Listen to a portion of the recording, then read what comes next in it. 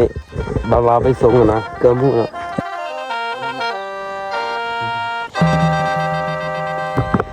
ดอกกระจีพี่น้อง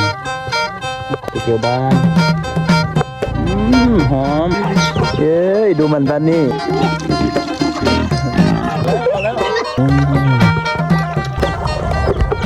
เราค่อยมีเฟี้ยงค่อยจะให้เฟี้ยงเสานี่ให้พี่น้องถ่ายสวยดีเนาะวันนี้ก็เป็นมือที่3แล้วเนาะตอนนี้เขาอยู่บ้านน้ำเสือนะเนาะวันนี้แกบาซี่กับสิพาไปเกี่ยวหมูนะเขาก็มีรถอยู่ได้พี่น้องแต่ว่าอันเขากำให้เขาย่างไปเกี่ยวหมูกันนี่เกี่ยวหมูกันให้บาซี่ สบายดีวันนี้เราไปส่งนะเกินพูดแล้วไปพี่น้องสิพามาถ่ายเบิ่งบรรยากาศเนาะว่าเป็นยังไงแน่เนาะวันนี้นะเพราะว่าค่อยกับอยู่บ้านน้ำเสีย2 มื้อเนาะแต่มื้ออื่นยิ่งเนาะจะได้กลับบ้านแล้วเดี๋ยววันนี้ก็สิพามาเกื้อหมู่เลยก็เกื้อหมู่เดี๋ยวอันบาซี่สิพาไปเขามีฮิตคล้องนิดนึงเนาะพี่น้องมีที่นี่ที่เดียวเขาว่ามีบอลเดียวเนาะในโลกนี้คันเขาฮิตที่บ้านเลยเขากับสิลิ้นกันเนาะคือแบบเขาลิ้นบุญปลูกข้าวหน้านะเขาสิเอาขี้ต้มแบบนี้บุญมูดภาษาก็มูดเลยจะได้เขามูดกันเนาะมูดกันแล้วก็เอาขี้ต้มมันมูดใส่นะสุกเอาขี้ต้มใส่หน้าใส่ตานะมีสภาพมันเบิ่งนะอันผู้ใดที่ติดตาม EP นี่ก็คือสีหูเลยนะไปเบิ่งน้ำกันเพราะว่ามือบ้านเนี่ยเมาแห้งนะหมู่บาซีสิมีจับโตนี่นะไปเบิ่งกันโย่รถมาแล้วนี่นะสถานที่เอาไปก็ยังเป็นแบบนี้ได้จักหลักบาซีงบประมาณได้ประมาณลักหนึ่งประมาณลักหนึ่งนะอยู่นี่เมื่อวานนี่มียูภาษาเนาะแต่ว่าภาษาเขาบอกมาเฮานะเนาะบาซีเขามีเวลาอยู่บ้านนี่ประมาณ3 มื้อนะ3 มื้อทุกคนจะได้เห็นนะว่าการใช้ชีวิตของเพิ่นเป็นยังไงนะอันมื้ออื่นก็เขาสิไปกินข้าวปลาอยู่น้ำเนาะถ่าย EP 1เนาะจะเป็น EP 1ว่ามื้อนี้เป็น EP ที่ว่าเขามูดกันเนาะภาษาก็ว่ามูดกันเนาะกันเป็นภาษาลาวเนี่ยเขากับบ่แน่ใจว่าเขาเฮ็ดเขาเอิ้นว่าปุดปุ้งปุดปุ้งเนาะเขาก็บ่แน่ใจได้ภาษาลาวคือจังได๋แตกต่างนะเอาละปุ้งโดยเต้นเนาะแล้วมันก็สิหางโดยหาย่างกันเดี๋ยวนี้กับเวลาประมาณ8 โมงไปสุกเก่าเนาะไปแล้วบาซีก็ต้องย่างไปแหละเดี๋ยวสิถ่ายเบิ่งเด้อคันฮอดอยู่แน่นะย่างก่อนเพื่อนมาเลย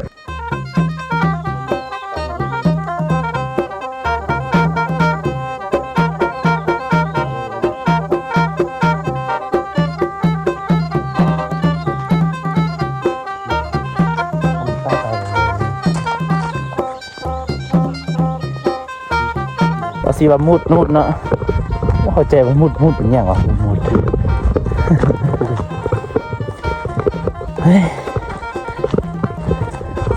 อยู่บ้านนี่ฝนตกเมื่อคืนนี่นะอากาศไม่ค่อยหนาวบ้านไทยลูกเลยพูดลงช่วงนั้นหอดสักทีนะกำลังหอดได้เพียงใดกำลังหอดได้แก่หมอร่างหมอสิหอดเลยดูมันปันหมี่เขายังไม่หมักนะผมหมักดอกใส่เพื่อนคุณเนาะเขาหมักดอกใส่ไปบ้านๆนี่เขาหมักใส่แบบกินเรากินเบียร์เนี่ยจับผ้าไปฆ่าคนอื่นเขาหมักกินสมัยนี้เนี่ยนะยิงแบบใส่ไปหากินมาหรือว่าหาเงินเก่งเขาไม่เนาะยิงไพ่เสียมันก็ลำบากมือเพื่อนเยอะล้างหอดแล้วเนาะพี่น้องเพราะว่า EP ก้อนเนาะเจอตอนนี้คอยกับบาซีมาพอกันครั้งแรกนี่คอยกับบาซีมาตำส้มตำนี่กินส้มตำมะฮุ่งเนาะสูตรบาซีตอนนั้นแต่มีคนเบื้องหลายอยู่นะว่ามานี่ก็มาหมู่มานี่นะเกือบหมู่เกือบแกง จากที่ความบานเนาะแล้วก็ไปได้เกลือหมูวันมือหนึงเรามือหนึงสิไปเกลือเนาะมือที่สอง แต่ว่าบ้านนี่ก็เปียกได้พี่น้องคันว่าเฮากำบ้านนี่เฮาสิบ่ได้ออกจากบ้านเลยแต่ว่าบ้านนี้กำบ้านนี่ออกไปตัวแต่ว่ารถป้าไว้เนาะบ้านนั้นตำรวจกักห้องกลางเพราะว่า นะเบิ่งนำกันว่าบรรยากาศอยู่หน้าบาซีก็จะได้ เอาตุ้มหมูบาซีมาเฮ็ดหมูหั่น บ้าเยี่ยม มีใส่ละหมู โอ้โหเด้อหมูหายใส่ละเป็ดมีจักตูบบาซีเนาะไปเบิ่งนะมื้ออย่าสิไปกินข้าวปลาเนาะบางทีก็สิกินอยู่ส่วนบาซีบางทีก็สิไปกินวันอื่นนะอันนี้ก็บ่แน่ใจนะตามมันในบ้านเพิ่นเว้านะบ้านพาไปใส่นั่นแล้วนะ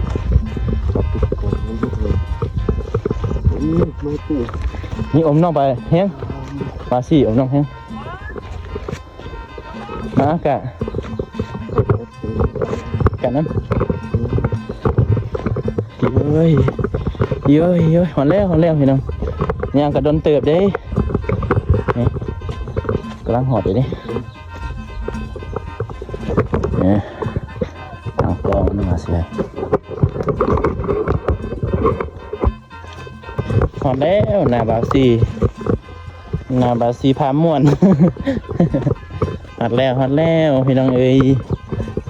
ตัวเป็ดบาซีไม่หลายได้พี่น้องตัวเป็ดตัวไก่สิบดงเป็ดตัวไก่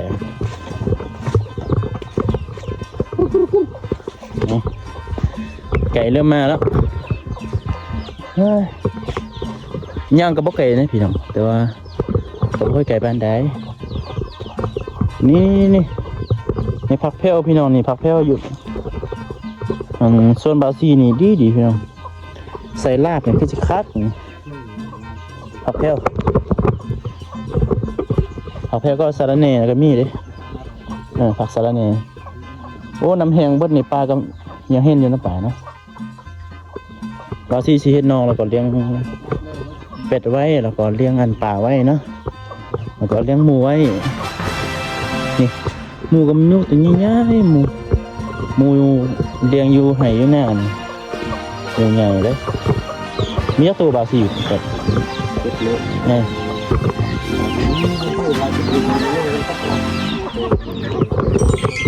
หมูเพิ่นโอ้ยหมูเพิ่นเนี่ย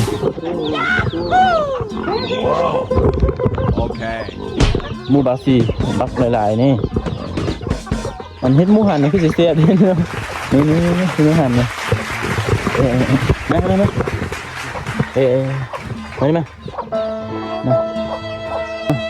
พี่น้องสิพามาเบิ่งอันดอกอีหยังมาดอกกระเจียวนี่ดอกกระเจียวแม่นบ่ว่าสิดอกกระเจียวบ้าน ดอกกระเจียวบ้านโอ้ยบ่ได้เขียนติดลึกสิครับนี่พี่น้องค่อยดีเก็บบ่ดีเก็บอ่ะนี่ดอกกระเจียวบ้านเต็มกล้องห้วยไร่ไอ้กล้องเนาะศิลปินนี่ดอกกระเจียวบานพี่น้องหอมโทษพี่น้องเองบรรยากาศอยู่นาบาวซี่นี่ดีได้มีดอกกระเจียวบ้านเนาะคนอีสานเนี่ยคันบ่ปลูกดอกกระเจียวบ้านถือว่าบ่แม่นคนอีสานเลยพี่น้องเนาะดอกกระเจียวบ้านคันเป็นคนลาวนี่ต้องมีสัญลักษณ์ของมันนะต้องเป็นดอกกุหลาบนะดอกกุหลาบหรือว่าดอกจำปานะอันที่เท่ก็คือดอกจำปาแหละสัญลักษณ์ของคนลาวนะหอมเลยดอกกระเจียวบ้านนี่ค่อยหากันฮู้ซื้อเนาะค่อยหากันฮู้ซื้อว่าตอนไอ้กองเพิ่นนะไอ้กองห้วยไร่เพิ่นแต่งเพลงนะดอกกระเจียวบ้านนะค่อยก็ฮู้หากันฮู้เดี๋ยวนี้เด้ดอกกระเจียวบ้านอีกไม่นานก็คงจะเช้าใส่ เศร้าเนาะมองไปกับบ่คือต้นฉบับแต่ต้นฉบับมันกว่านะโอ้นี่มักหยังวะนี่ตัวนี้นะมักทันบาสิมาอีสั่งมันบาสิกำลังเกลือหมูอยู่โอ้นี่มักแบบนี้นี่ยังโอ้คือสิมักทันนี่เกลือหมูบาสินี่ผ่านบาสิบ้าง โยมีเป็ดมีหมูอะไรแท้ข้ากินจักโตแม่ ข้ากินจักโตแม่บาสิ มาเด้อตัดแป้ง มาเดินน้อยนี่มันแป้ง ตัดแป้งแป้งโลดสับนี่กับแป้งไดโน แดดไม่ได้นะนี่ตัวนี้มันน้อยโอ้อากาศดีเลยงามในบาสิโตบักเกียงนี่ไก่ก็มีหลายๆนี่มีไก่มีอันนะนี่ดูเป็ดน้อย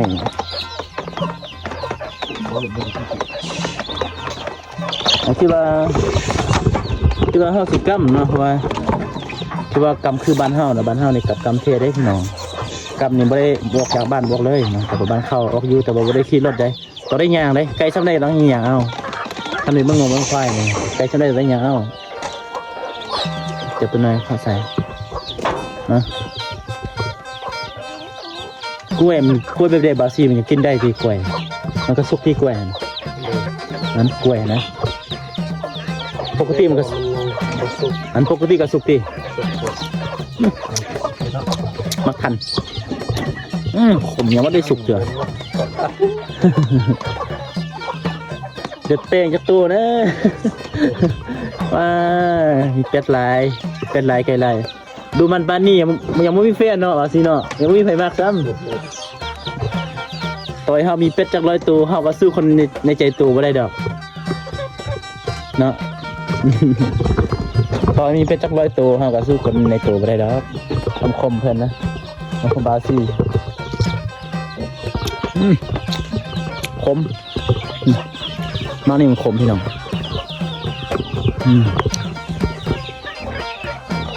เดี๋ยวไปเจียวเอ้ยดูมันบ้านนี่ไก่ลายเป็นลายตัวมูอีกนี่ล้อมคมแน่ตัวเขามีเป็ดลายจากลายตัวเขาก็ซื้อคนในใจตัวได้แบบมาแม่บ่สั่งว่าอย่างนั้นมันเกินกล้องโมนะเขาจับกล้องแล้วจะเกินกล้องให้เจ้านะเรื่องสนุกเนี่ยวิวเสียดดูเอาละมา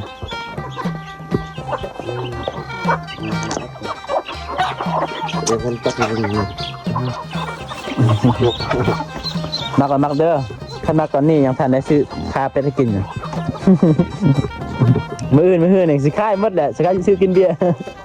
สำหรับขาสงกรานต์มันสำหรับขาเบียร์สิมักแบบฟ้ามักดูเสื่องจะมื้อจับกล้องไว้มาซื้อ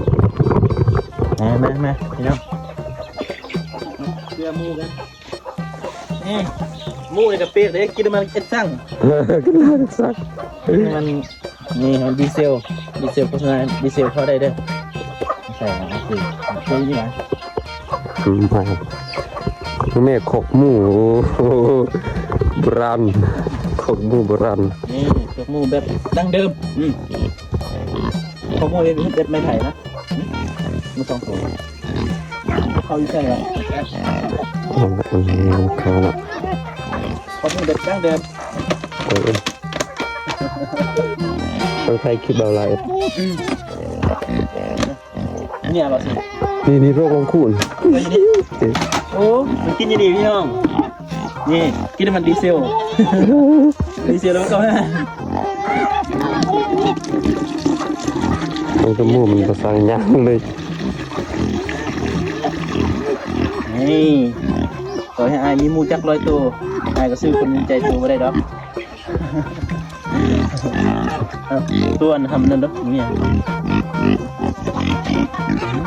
อย่างน้อยมันวิมันnào phần mau có cái lao rồi phấn nhiều giống phấn nhiều giống phải cú vậy mì bột với để tập phone này là gì giống mà quá buồn cười con mang cái đàn nổ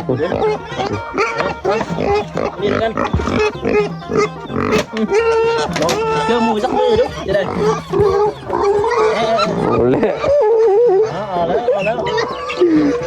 mình giặt khâu đi không mưa này đâm hồ ạ lên mà đi mà đi mà không còn cất về thì nè không cất rồi mình dùng cũng không người số lô lồng bạch đầu ta nó cứ bông bạch kinh đi sợ cái màu nó rừng mà rừng luôn kinh nè mìnhเป็ดหน่อยก็นั่งกลับนี่พี่น้องเป็นยักษ์กินเข่าด้วยเนี่ย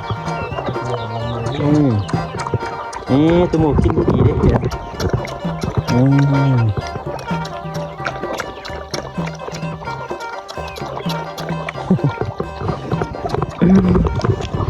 โอ้ยไอ้เลี้ยงหมูจัก100ตัวไอ้ก็ซื้อคนมีใจตัวไม่ได้หรอกเลยตัวมันมักดีเนาะเพราะว่าหมูเขาสิเลี้ยงแบบธรรมชาติได้เพียงแต่สิเกลือแบบคือน้ำเสียเขาเนาะแล้วก็กินทำไม่เราทำที่เขาซื้ออยู่ตลาดเองทำเก็บเขาที่เขาซีไปเนาะซีแล้วก็นะบางบนเขาก็จะตำมือเนาะเป็นทำที่แบบยังมีวิตามินเนาะหมูกับสกินดีเด้กินดีเด้นั่นแหละซีสกินได้ค่อยกินเอานะเกลือหมูบาซีมันนี่นะเจ็บโดดหมูกินเสียบได้หมูขนาดหมูนะเขาเลี้ยงไปนี่เขาเวลาเขามีเบียร์มีงานบ่เขาสิคากินเขาสิลาดกินสิบ่ค่อยมีพยาธินี่เนาะหมูเขาเลี้ยงธรรมศาสตร์เนี่ยบ่คือหมูเขาเลี้ยงโดยหัวอาหารเนาะหัวอาหารนี่เขาเลี้ยงนี่มันสิมีพยาธิเนาะเพราะว่าเป็นหัวที่เขาเฮ็ดเร่งเนาะเร่งให้มันมีซีนมีให้มันได้น้ำหนักนะหรือว่าเขาเลี้ยงแบบนี้นะหมูจะได้ย่างไปไกลดิย่างได้ออกกำลังกายเนาะไปไทยที่อากาศดีเนาะคือหมูเขาขังไว้หมูที่เขาขังไว้นี่เวลาเขากินเขาคากินมาสิคิวเนาะมันจะบ่ค่อยแซ่บมีไขมันหลายบ่ค่อยมีซีนเนาะแต่ว่าตัวนี้นี่โอเคเลยหมูเรียนทำสั้นแซ่บเดี๋ยวนี้ก็ประมาณ8 โมงนะย่างบ่ฮอดชั่วโมง30 นาทีนะหรือว่า10 นาทีนะย่างมานี่ไกลบ้านนี้ไปก็ประมาณบ้านผู้เล็กนะบ้านผู้เล็กบ้านคนทุนะครับไกลอีกไปทางนาแร่นี่ก็บ้านหลงมูลเนาะบ้านหลงมูลบ้านผู้ใส่ท่าพี่น้องเวลาที่เบิ้งคลิปกะเป็นกำลังใจในเด้อพี่น้องเด้อก็ค่อยกะให้คลิปด้นได้เนาะคลิปความด้นได้ฮอดด้นเติบพี่น้องฝากติดตาม EP ต่อไปนะเพราะว่าค่อยเช็ดเป็น EP พี่น้องเพราะว่า EP อันเฮ็ดที่บ้านเนี่ยเป็น EP 1 EP เล่นบุญก็เป็น EP 1เนาะพี่น้องเนาะ EP อันเลี้ยงหมูก็เป็น EP 1นะพี่น้องเฮ็ดแตกต่าง EP ไปเนาะเราสิบ่ได้เฮ็ดรวมเลยเพราะว่ามันคลิปมันสิยาวนะสิยาวแหละเดี๋ยวคนเบิ่งนั่นสิบ่มักเบิ่งนะบ่มักเบิ่งคลิปมันจบนะเราก็เฮ็ดคลิปแบบสั้นๆนะสั้นนี่หมูกินดีเด้อดูมันแท้สินี่นะพี่น้องเด้อเมื่อกี้มีมันนำเสียเข่าแต่ว่าน้ำเสียเข่าเนี่ยหมูเฮ็ดคว่ำหมดแล้วทีนี้ก็จะได้ตักน้ำสะอาดให้มันกินต้องโทษมันตัวเป็ดกับตัวงามเลยเฮ็ดเลือดแปลงคือสีแซ่บเนาะเป็ดเราเลี้ยงธรรมชาติทีน้องกินไปตัวว่าสิก้อนเป็ดกี่ เนี่ยกี่เดียวจะมาเข้าเรียนเป็ดได้หน่อยพี่น้องเพราะว่ามันมีน้องปลาแล้วหรือมีเลี้ยงเป็ดแน่เนาะนี่เนี่ยคือเลี้ยงนี่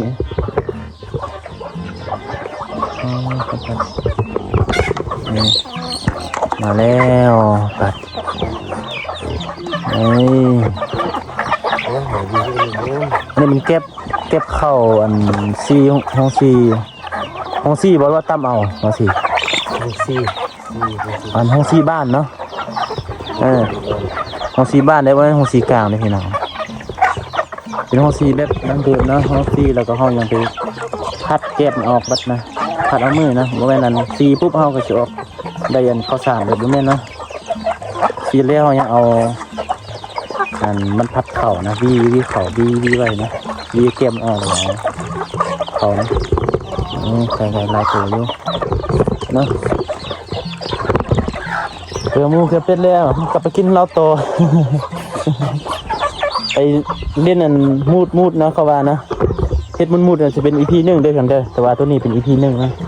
เป็น EP เฮากระบาซีไปเกลือหมูพี่น้องเฮ็ดเป็นหลาย EP เลยเพราะว่าคอยมีเวลา3 มื้อเนาะมาอยู่บ้านบาวซีแล้วก็ถือว่ามีเวลาหลายเนาะเฮ็ดคลิปในบาวซีก็มีเวลาหลายอยู่หันดอกกระเจียวเขาไปกินอยู่ใส่เนาะผมถึงไปทิ้งพุ่นเลยเนาะไปทิ้งนี่นะดอกกระเจียวนี่ดอกกระเจียวบ้านห้อย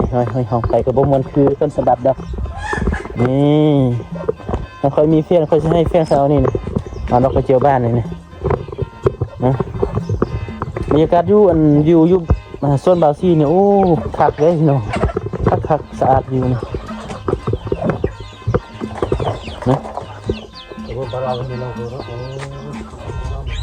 น้องไม่โตเนี่ยนี่น้องปลาซีนี่มี2 น้องนะมีเทือกน้องนึงมีหลุมน้องนึงเลยปลาก็มีบักหลายๆเด้นี่ปลาเลี้ยงปลาไว้แล้วก็เลี้ยงอีหยังไว้นะปลามีลายอยู่ปลาซีก็มีบักเหนียงได้เขาปลูกมาเหนียงอยู่เลี้ยงปลานะส่วนดอกซีพี่น้องเลยน้องปลามี2 น้องได้น้องเพิ่งน้องลุ่มนะมีปลาใหญ่อยู่พี่น้องอีโพบาซีนี่เฮ็ดงานลายได้เลี้ยงปลาเลี้ยงอย่างไรเลี้ยงเป็ดเลี้ยงไก่บาซีก็เลี้ยงนะคนดูมันเลยเป็นคนดูมันนี่เยอะพี่น้องยืนใดตอนนี้ค่อยนั่งอยู่อันแคมป์น้องปลาบาวซีพี่น้องนี่ขึ้นก็เป็นน้องปลาแล้วพี่ลุงก็เป็นน้องปลาที่บ้านแล้วก็ใครพอได้มีลูกสาวนะผู้บ่าวผู้สาวนี่เขาสิเดินกันเนาะเดินกันไปเอาขี้ต้มใส่หน้าใส่ตาได้ครับประมาณ 3-4 ชั่วโมงเล่นจนม่วนเนาะแต่ว่าตอนที่เขาขึ้นอยู่คลิปทั้งบ้านนี่เขาสิเอายังไงเอาขวดเนาะเราเอากระปุกเนี่ยขวดที่เขากินโดนตีหัวกันพี่น้องยังมีบ่ ตีหัวกันนะมาตีกับเขายอกเล่นหัวเลยเนาะแต่ว่าเล็กน้อยโอ้ลายสุดพี่น้องตอนนั้นซื้อขนมไปเฮ้ยเบิ้งอีพีนั่นเบิ้งอันอีพีนึงคือซื้อหูดีนะว่าอันนี้ก็เป็น EP 3นะ EP 3เดี๋ยวกันสิต่อ EP 4นะ EP 4ก็คืออันเขามุดกันนั่นแหละเอาขี้ต้มมาใส่หน้าใส่ตานักศึกษาผู้บ่าวผู้สาวเขาสิลิ้นเอาขี้ต้มมาใส่หน้าใส่ตานะลิ้นม่วนแล้วก็มากินเหล้าให้อยู่ศาลาบ้านเนาะไปเบิ่งกันพี่น้องนี่ก็ต้องพาบาวซีกลางคืนกันไปเก็บมาอีกครั้งหนึ่งละเนาะนี่เขาอยู่คนเดียวเกลือมูเลยเขาสิกับน้องบาวซีน้องกลับบ้านกระบินไปมุดเข้าบ้านนะประมาณ1:00บาวซีเขาสิมุดกันนะประมาณ10 โมงนะดิวันนี้9 โมงแล้วนี่คนที่เฝ้าอันเป็ดไก่บาวซีนี่มันน่าใหญ่เพิ่นเพราะว่าสิเฮ็ดเนาะบางคนอยู่ไกลเขาบ่ฮู้เด้ว่าเป็นคนเด้เนาะเพราะว่าเป็นฮู้เลกาเด้ มันจะได้แต่อยู่อันหั่นแหละบริการเพิ่นน่ะไปก่อนบ่แกงเฮาบ่บาดทีแกงเฮาตกบ่สิข้ามนำน้อยๆนี่คนน้อยๆเด้บ่ได้บ่มีประสบการณ์ไปบ่ได้เลยทุกคนคนน้อยๆให้นำเนาะมันจะได้ยังกลับอีกไปจะได้ยังกลับกับบ่ไกลเด้พี่น้องแต่ว่าอากาศดีดิคันยางตอนประมาณนั้น10 โมง 11 โมงก็ฮ้อนอยู่ขอย่างแต่เช้าออกกำลังกายแน่เนาะถ้าเบิ่ง EP ต่อไปเด้อเพียงเด้อ EP อันเฮาสิมูดผู้สาวเด้อมื้อนึงนะเฮาสิเอาขี้ต้มนะผู้บ่าวผู้สาวเขาสิเล่นกันเนาะไม่ว่าเฮาสิเล่นอย่างอื่นนะพี่น้องเล่นแล้วก็ม่วนนำกันนะจับขี้ต้มพี่เอ้ยมันทาหน้าใส่ทาตาเนาะผู้สาวผู้บ่าวเดี๋ยวนำกันพี่น้องฝากไปติดตาม EP ยัง EP ต่อไปอันเฮาไปสวีมุดผู้สาวนะ ลิ้นขี้ต้ม ลิงต้มมันมุดผู้สาวเนาะ ผู้สาว เอาผู้บ่าวผู้สาวนะผู้ใดที่มีผู้สาวเนาะผู้สาวอยู่ทั้งเฮือนนะอยู่ในห้องก็ได้เฮาสิไปดึงเนาะเอาแล้วเอาขี้ต้ม ลากมาเลย ไปลากเนาะเอาขี้ต้มทาหน้าทาตาเนาะไปเบิ่ง EP นั้นเนาะประมาณอัน10 โมงหรือว่า11 โมงเนาะให้มันอันฮ้อนก่อนเนาะเขาสิเล่นขี้ต้มกันพี่น้องเดี๋ยวสิถ่ายให้เบิ่งเนาะสำหรับ EP นี้ก็สำนี้นะพี่น้องเบิ่งแล้วก็กดไลค์กดติดตามแน่ฝากไปเบิ่ง EP ที่3เนาะเพราะว่านี่เป็น EP ที่2นะ EP ไปเกลือหมูอยู่อันส่วนบาวซีนะคลิปในบาวซีเราติดตามเด้อ ติดตามเลยเด้อ ฝากเป็นกำลังใจในเด้อพี่น้อง รอ โอเคบายไปนั่ง EP ต่อไป